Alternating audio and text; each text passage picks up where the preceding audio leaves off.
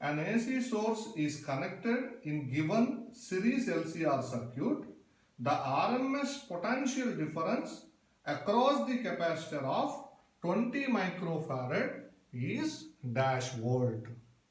వాళ్ళు మనకు LCR circuit ఇచ్చి కెపాసిటర్ మీద ఆర్ఎంఎస్ వోల్టేజ్ అడుగుతున్నారు. దానికి ఫార్ములా మనకు ఆల్రెడీ తెలుసు, కరెంట్ ఇంటూ ఎక్స్సి అని రాస్తాము.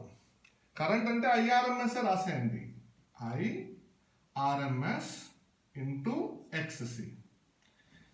ఎక్స్సికి మీకు ఫార్ములా తెలుసు, కెపాసిటివ్ రియాక్టెన్స్ అంటాం, 1/ωc. అలాగే మనం ఆర్ఎంఎస్ వాల్యూ ఆఫ్ కరెంట్ కూడా కనుక్కోవాలి.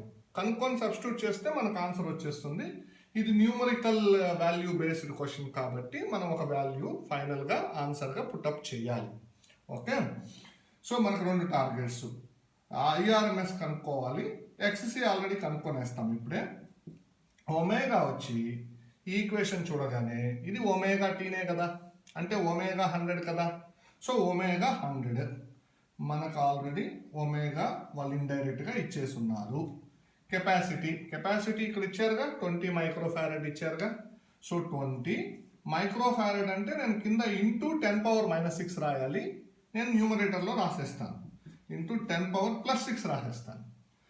రాసేస్తే ఇక్కడ 3 zeros ఉన్నాయి, 3 zeros క్యాన్సిల్ అయిపోతే ఇంకా 1000 ఉంటుంది, 1000/2 అంటే 500 అవుతుంది. సో ఎక్స్సి వాల్యూ 500 అయింది.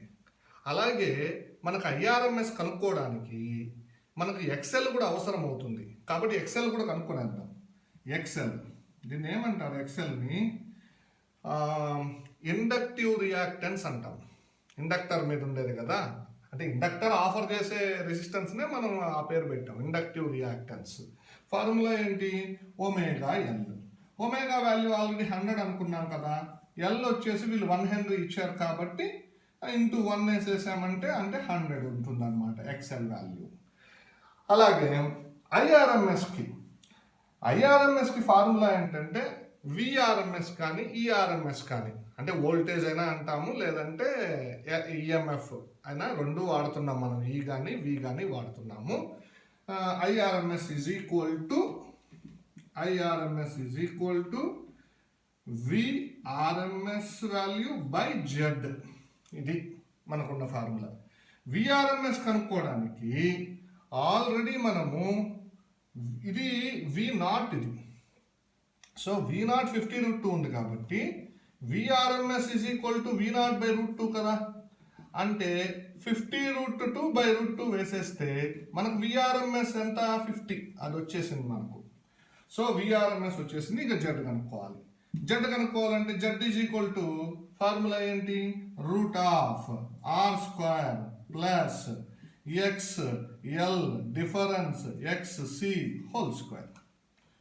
సో r² అంటే r వాల్యూ వాళ్ళు ఆల్రెడీ 300 ఇచ్చారు కాబట్టి 300² రాస్తాము రూట్లో, ప్లస్ ఇక్కడ XL ఎక్కువ అయితే XLలో నుంచి XC తీసేయండి, XC ఎక్కువ అయితే XCలో నుంచి XL తీసేయండి.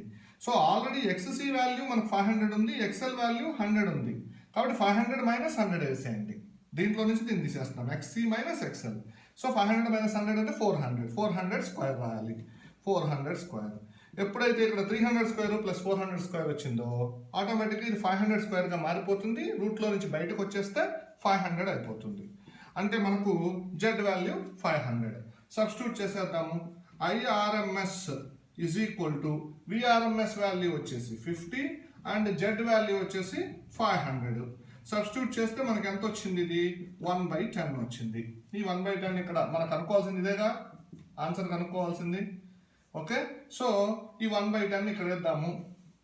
XC ఆల్రెడీ కనుక్కొని ఉన్నాముగా 500, అది వేయండి అంటే 500 అంటే ఎంత, అది 50. సో మన ఆన్సర్ ఎంత అంటే 50 వోల్ట్. ఇక్కడ 50 అనేది మీరు రాసేస్తే మీ ఆన్సర్ సరిపోతుంది.